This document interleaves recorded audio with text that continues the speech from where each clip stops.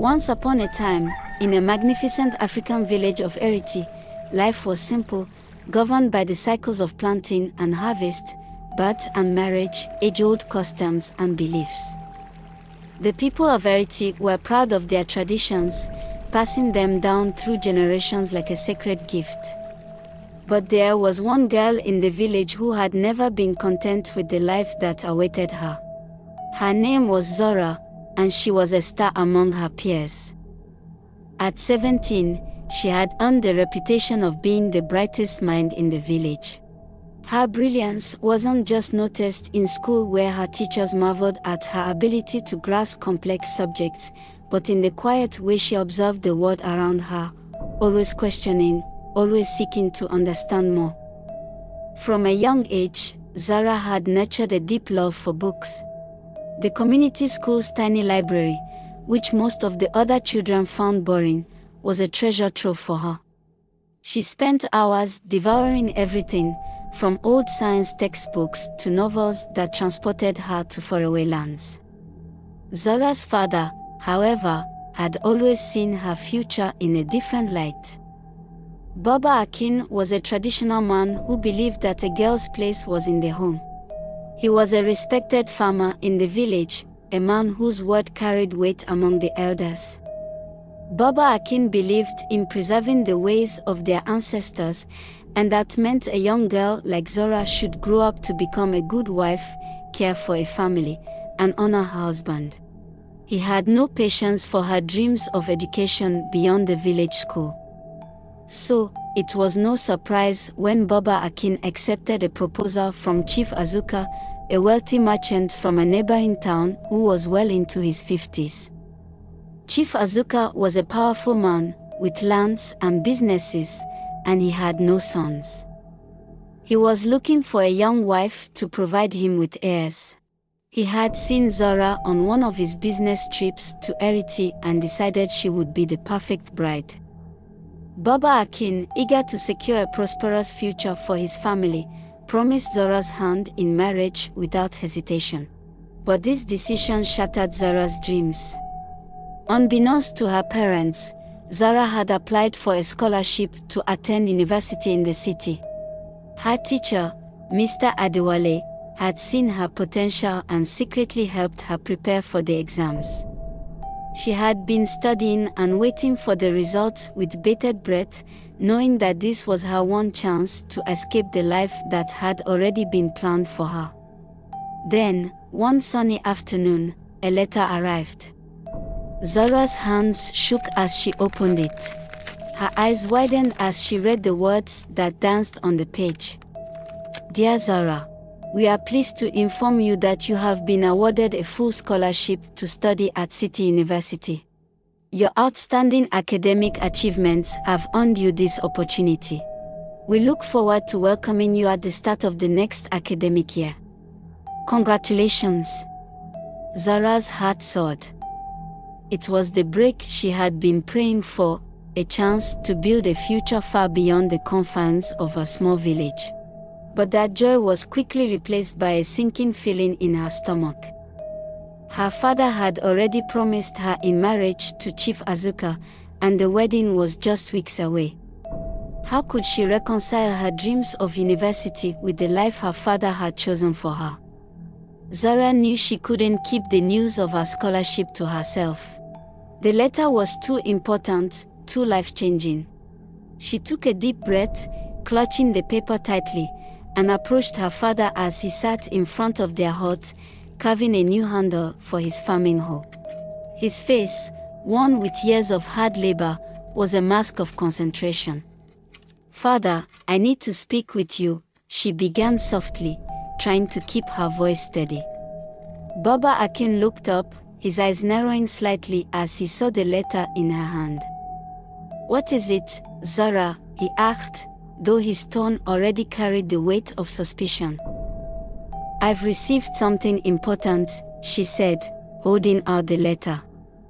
I've been awarded a full scholarship to study at City University. Baba Akin took the letter from her, squinting at the words. As he read, his expression darkened. He set the paper aside, folding his arms across his chest. "This is nonsense," he said dismissively. "You will not go to the city. Your place is here, in this village, in the home of Chief Azuka. You know the wedding is already planned." "But father," Zora pleaded, her voice rising with desperation. "This is my future. I've worked so hard for this scholarship. It's my dream to study, to become someone who can make a difference in the world. I don't want to be married off to a man I barely know." Baba Akin's face hardened. "A woman's dream is to be a good wife and mother. What use is all this education if it does not help you take care of a family? Chief Azuka is a wealthy man, and he will provide for you. You will be safe and respected in his house." "I don't care about his wealth." Zora's voice cracked. "I want to build something of my own, to achieve something beyond just being a wife. Please, father, let me go to the university. I promise I will make you proud." But Baba Akin shook his head firmly. "You will marry Chief Azuka, and that is final. I have given my word, and I cannot go back on it." Zora's heart sank. She had hoped that her father, who had always been proud of her intelligence, would see reason. But tradition was a powerful force in Eriti, and her father's honor was tied to the promise he had made. The next few days passed in a blur. Her mother avoided discussing the matter, too fearful of challenging her husband's authority. The village buzzed with excitement about the upcoming wedding, and Zora felt as though her life was slipping away from her. She was being pushed toward a future she had never wanted. And then, the night before the wedding arrived. That night, the village prepared for the celebrations that would begin the next day. In the evening, Zora sat alone in her small bedroom, staring at the letter from City University. Tears welled in her eyes. She had never felt so helpless, so trapped. Every part of her longed to go to the city, to chase the dreams she had nurtured for so long. But the weight of tradition and her father's will held her in place like chains. As the moon rose high in the sky, casting a pale glow onto the village, Zora made a decision. She couldn't let this be the end of her story. She couldn't stand by and watch her future be taken from her. If her father wouldn't let her go, she would have to live on her own. Quietly, she packed a small bag with only the essentials, some clothes, her books, and a bit of money she had saved from odd jobs around the village. She slipped the scholarship letter into her pocket, where it felt like a lifeline. As she prepared to leave, her mind raced with fear. She had never been outside the village before, let alone travel to the city.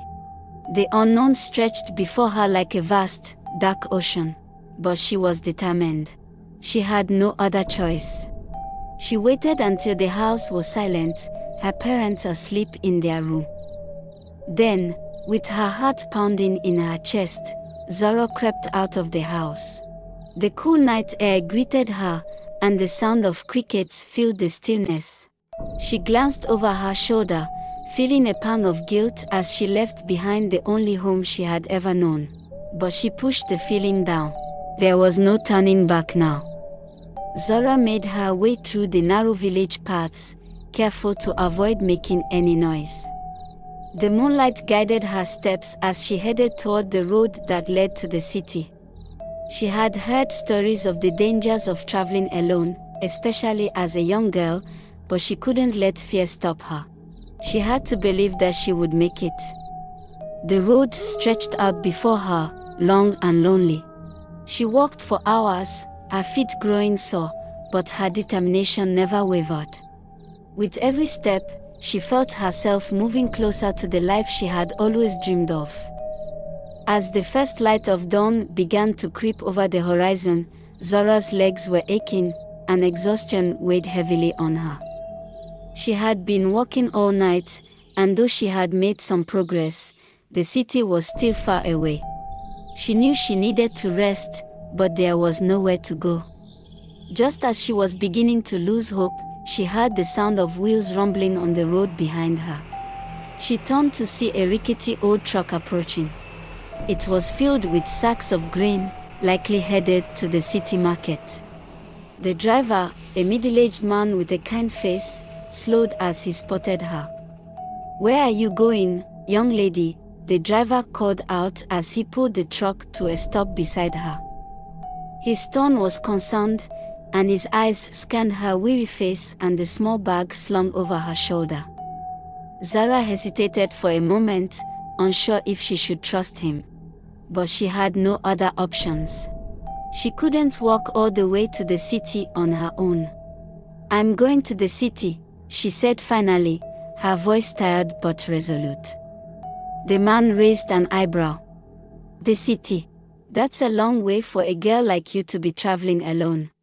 Do you have family there?" "No," Zora admitted, feeling a lump rise in her throat. "But I have a scholarship. I'm going to study at the university." The driver looked at her for a long moment, as if weighing her words. Then, to her relief, he smiled. "Well, you're in luck," he said. "I'm headed that way. Hop in the back, and I'll take you as far as the market." Grateful beyond words, Zora climbed into the back of the truck, settling between the sacks of grain. As the truck rumbled down the road, the gentle sway of the vehicle lulled her into a fitful sleep. Her dreams were filled with visions of the future, lecture halls, books piled high, and the bustling energy of the city. But lurking in the back of her mind was the thought of her father. What would he do when he discovered she was gone?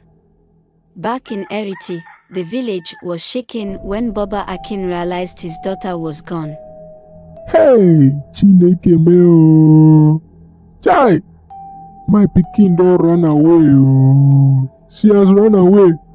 The morning of the wedding had finally arrived, guests had gathered, drummers and dancers ready to usher in the celebration. The elders of the village, dressed in their finest clothes, sat in the lovely compound, waiting for the festivities to begin. But the bride was nowhere to be found. Baba Akin had searched the house, his voice echoing with growing frustration as he called Zora's name. Her room was empty, her clothes gone. The realization of what had happened struck him like a blow to the chest. His daughter had run away. She had defied him, rejected the life he had planned for her, and worse still, humiliated him in front of the entire village. The wedding was abruptly cancelled, and Chief Azuka, the wealthy merchant, was furious. He stormed out of the village, his honor wounded, and vowed never to return. The villagers, too, were in shock. They whispered about Zora's disappearance, their voices thick with gossip and judgment. How could a girl from a good home disgrace her father like this? How could she turn her back on tradition? Baba Akin's heart was heavy with anger, shame, and confusion. He had always prided himself on being a man of his word, a man who upheld the values passed down by his ancestors. He had given his word to Chief Azuka, and now that promise lay broken. Worse, his daughter, the one he had worked so hard to raise, the one he had always been proud of, had turned her back on him. He couldn't understand it. Why would she throw away the security of marriage for an uncertain future in the city? For weeks, Baba Akin could barely bring himself to speak about the matter. He avoided the marketplace, where the whispers were the loudest. He refused to engage in conversations with the elders, who threw veiled remarks about how children these days are easily led astray. Even his wife, Mama Akin, kept her distance, knowing that any mention of Zora's name would reopen wounds still too raw to heal. But late at night, when the village was asleep and the house was quiet, Baba Akin would sit in front of his hut, staring up at the moonlit sky. In those quiet moments, the anger would fade, and what remained was a deep, aching sense of loss. His daughter, his brilliant, ambitious daughter, was gone, and though he tried to tell himself that she had betrayed him, he couldn't shake the feeling that maybe, just maybe, he had been wrong. Zora, on the other hand, had changed a lot. In just the span of a few weeks, she had transformed almost beyond recognition. The scholarship catered for her every need, from feeding to clothing to accommodation to study materials. Her arrival in the city was a whirlwind of emotions. The hustle and bustle of the urban streets were overwhelming at first, the constant noise of honking cars, the crowded sidewalks filled with people rushing about their business. It was a far cry from the peaceful village she had left behind. But underneath the chaos, there was a vibrancy to the city that made her feel alive. It was a place of possibility, where dreams were pursued without the weight of tradition holding you back. At City University, Zora quickly found her footing. The campus was vast and intimidating, with buildings that towered over her like monuments to knowledge and progress. But inside those walls, she felt at home. Her professors were impressed by her intelligence and determination, and her fellow students admired her for her diligence and drive. She immersed herself in her studies, soaking up knowledge like a sponge and excelling in every subject she touched. Biology became her passion. The intricacies of the human body, the mysteries of genetics, and the possibilities of medical science fascinated her in ways she had never imagined. She often spent long hours in the library, reading books far beyond the required coursework, driven by a hunger to learn as much as she could. For the first time, she felt truly in control of her own destiny. But even as she thrived academically, Zora couldn't shake the heavy feeling of guilt that settled in her chest whenever she thought of her father. She knew she had hurt him deeply by running away. She had defied not just his wishes but the very values he held dear. There were nights when she lay awake, staring at the ceiling of her dorm room, wondering if she had made the right decision. Was pursuing her dreams worth the pain she had caused? Would her father ever understand why she had left? Yet, despite these doubts, Zora knew there was no turning back. She had come too far to give up now. She was determined to make something of herself, to prove that her decision to follow her dreams had not been in vain. And one day, when she had achieved the success she had worked so hard for, she would return to Eriti, not as the girl who had run away, but as a woman who had forged her own path. 4 years later, Zora in City University, her graduation robe billowing in the breeze. She had done it. She had graduated with top honors, receiving different awards, her name spoken with admiration by professors and students alike. Her research in genetics earned her a scholarship to pursue a postgraduate degree, and Zora excelled wonderfully. But even with all the success, Zora felt a tug in her heart. No matter how far she had come, she knew she couldn't fully celebrate her victory until she had reconciled with her father. The journey back to Eriti felt different from the one she had taken 6 years earlier. This time, she wasn't running away, she was coming home. As the hills and forest came into view, memories of her childhood flooded her mind. She thought of the long afternoons spent reading in the community library and Mr. Adewale, her teacher who helped her prepare for the exams. But she also thought of her father, of the last conversation they had before she left. Would he forgive her?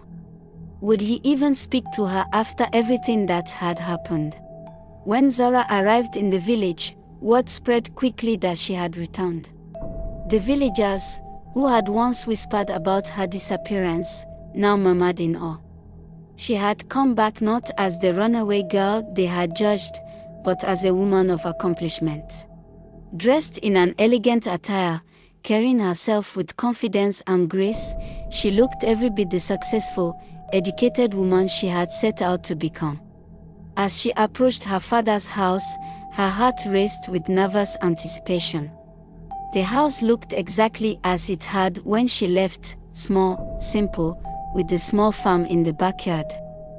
And there he was, sitting in front of the hut, with his head bowed as he carved the handle for his hoe just as she had remembered him the last time they ever spoke. But something about him seemed different now.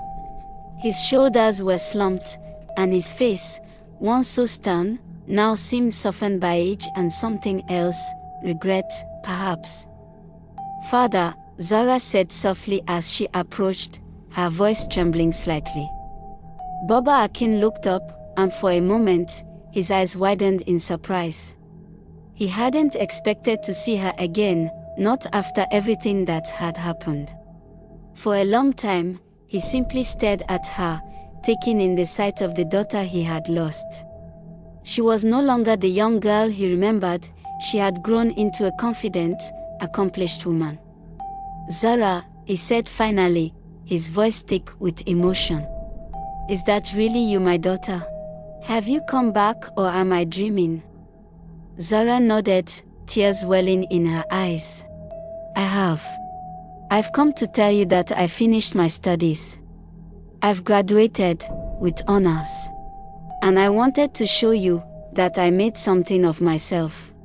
Just like I promised." There was a long silence as Baba Akin absorbed her words. He looked at the certificate in her hands, then back at her face. Slowly, he stood, his legs unsteady, and approached her. His eyes, which had once been so full of anger, were now filled with something else, pride.